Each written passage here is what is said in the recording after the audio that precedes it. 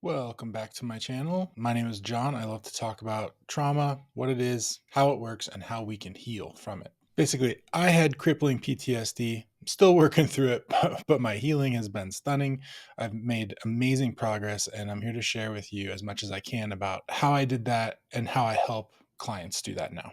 In today's video, I'd like to take you through 5 key shifts that will happen as you move from totally embroiled in structures of survival, stuck in all the hallmark characteristics of what it's like to live with PTSD, and what happens as you shift more into healing. Practically speaking, these are 5 things that have to happen as a part of any healing journey. One of the hallmarks of living with PTSD is that everything that greets you in life presents as some sort of A or B choice in which A and B both suck, and you just have to pick the lesser of two evils.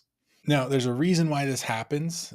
This is, at the end of a long tail of a lot of processes, mainly survival strategies that are compelling on the surface, but are deeply flawed, both logically and tend to just keep us stuck rather than help us actually move forward.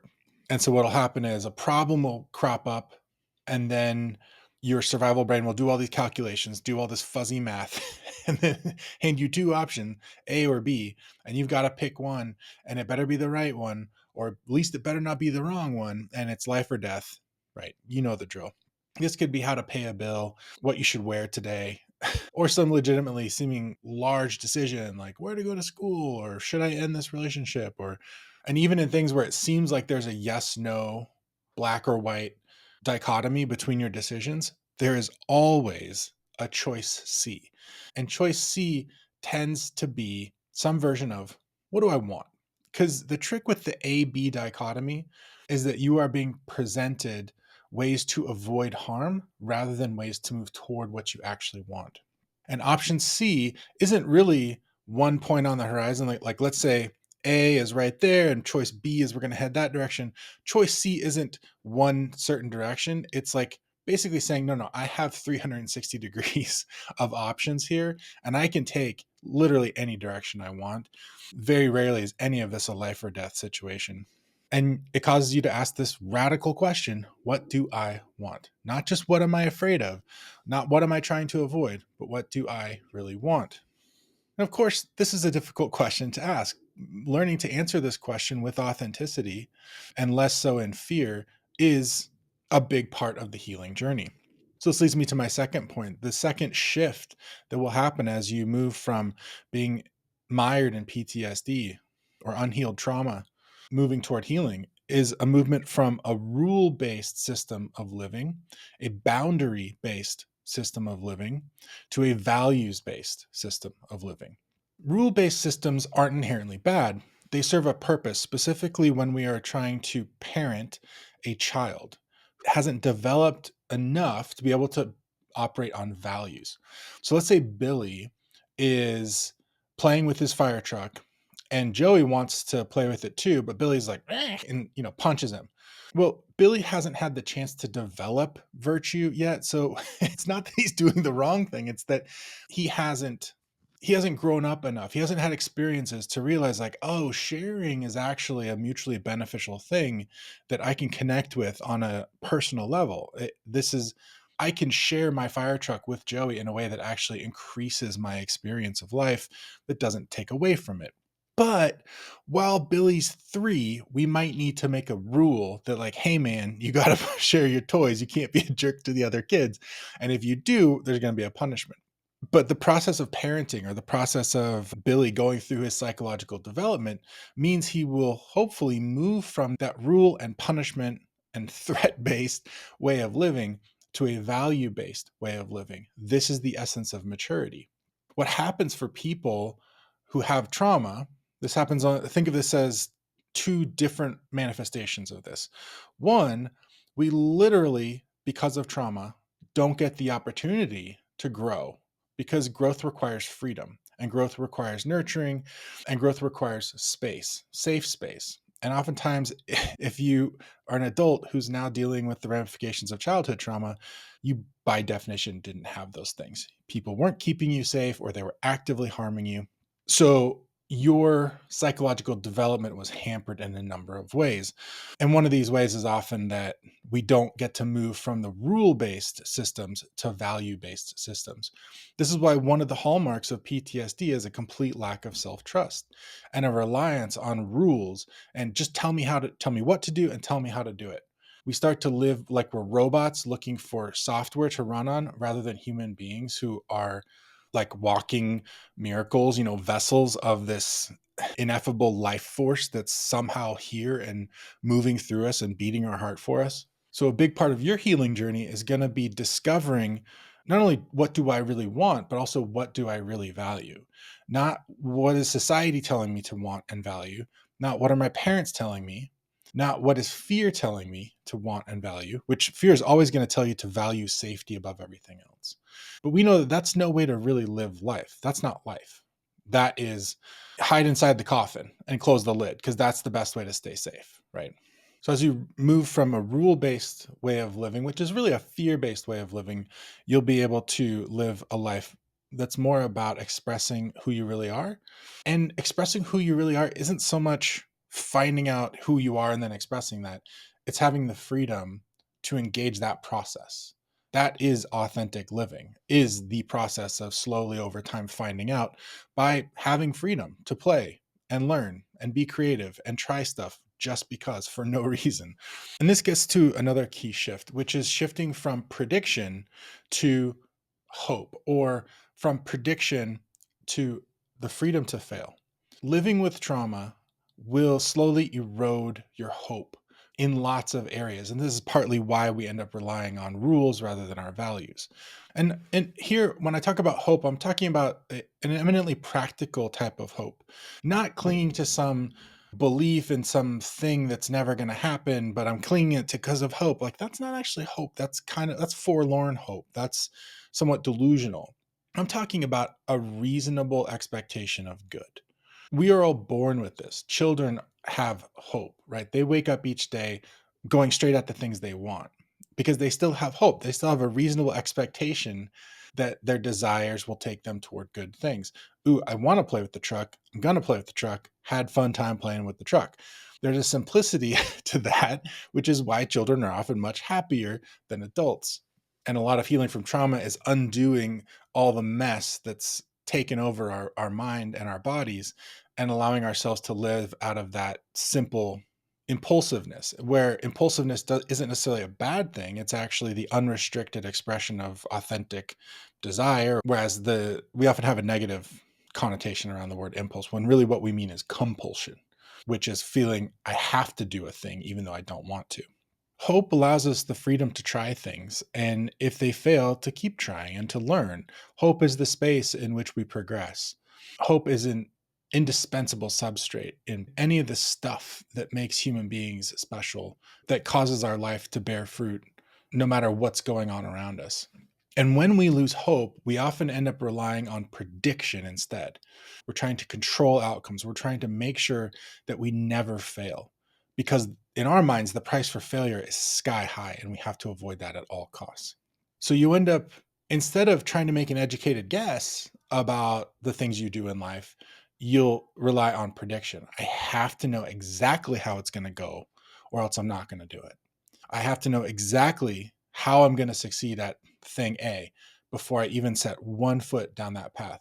So, for instance, one way you know that you're relying a lot on prediction is that you have a lot of impulses to try things, but your brain is shutting it down because you can't see the entire path between, oh, I'd like to take a jujitsu class, but I don't see how I would get from there to having a black belt. So, And when you can leave prediction aside, then you can follow an impulse that says, hey, I want to try X, Y, and Z because I'm a living being who has curiosity. I want to see what's over that hill for no good reason.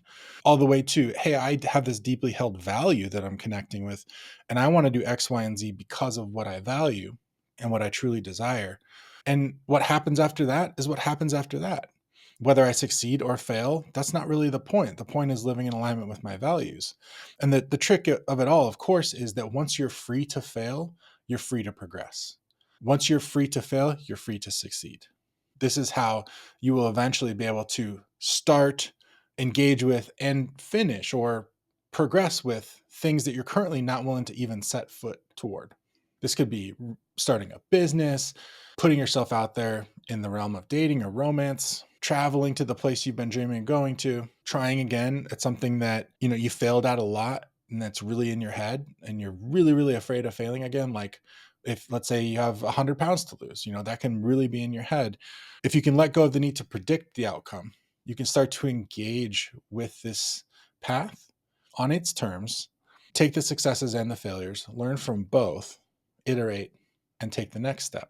And this gets us to the next shift, which is from control to surrender, realizing that so much of our issues that cause things like, let's say, being very overweight. I've worked with a lot of people when it comes to, losing massive weight. People with weight issues tend to be emotional eaters and they tend to have very little motivation to work out, very little access to their motivation. And they can regain that motivation not by looking for it on the outside, but by freeing it up on the inside, noticing where their brain is stomping it out and allowing themselves to begin to express it. And once you nurture that space, like a garden, you allow the seedlings to grow, eventually it can become self-propagating. And all of a sudden you have this motivation that wasn't there before. It was there, you were just stomping it out, you just didn't see how.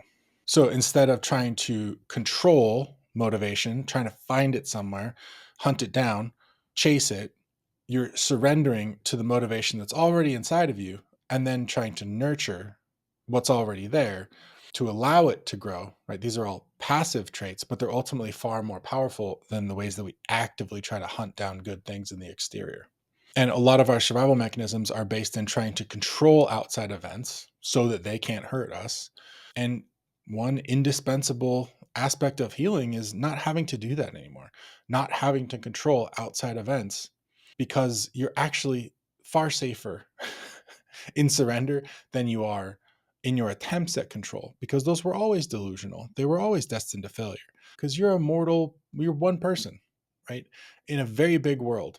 You have absolutely no say over 99.9% of the things that come your way in life. And when you surrender to that, when you fully accept how little you control, that puts you in alignment with reality, which actually puts you in a very advantageous position. The last shift that I'll talk about today, which is moving from resistance to acceptance. As I've said before on this channel, when I first heard that word acceptance, it really made me mad because I thought people were saying, give up, basically. Accept that you're in this quicksand and you're going to die and there's nothing you can do. Man, the truth of acceptance is so far from that. It took me a long time to realize that no, acceptance doesn't mean I'm preferring reality to be the way it is. Acceptance doesn't mean that I'm never going to be able to change or improve. Acceptance means I'm no longer currently at war with reality as it is right now because I want it to be different. Acceptance means living life on its terms. Acceptance means I'm not going to fight what's here today. I'm not going to fight the pain. Using quicksand, that's a great example because the trick with quicksand is the more you fight it, the more it sucks you down. And the less you fight it, the easier it is to eventually work your way out. And that's what moving from resistance to acceptance allows you to do.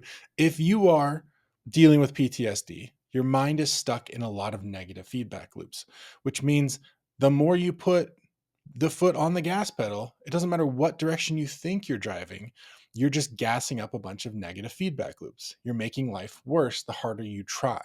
So stop trying so hard, start to accept what's actually happening, which is noticing a lot of the negative feedback loops and learn over time to opt out of them.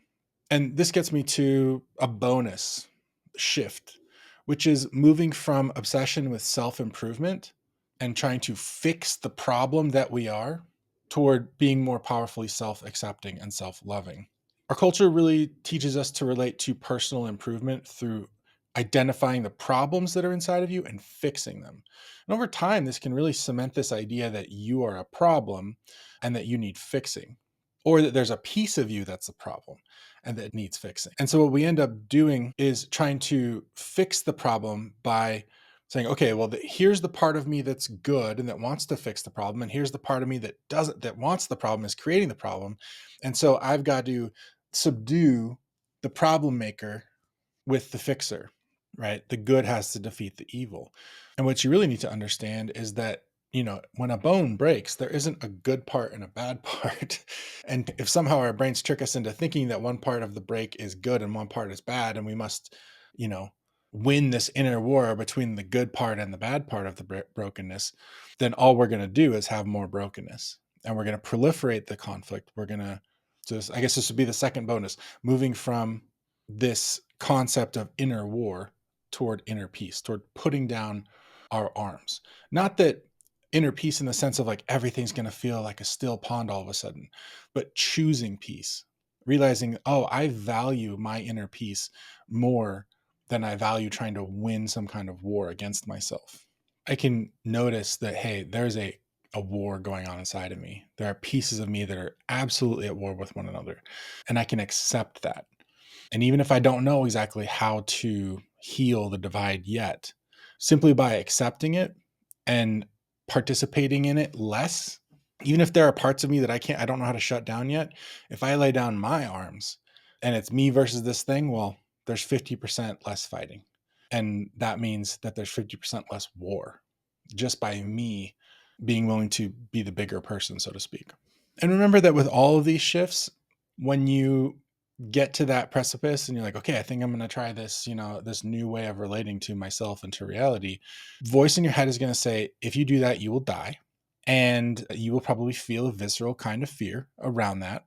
And if you stay really, really present and just take one little baby step in the direction of freedom, you will notice I didn't die.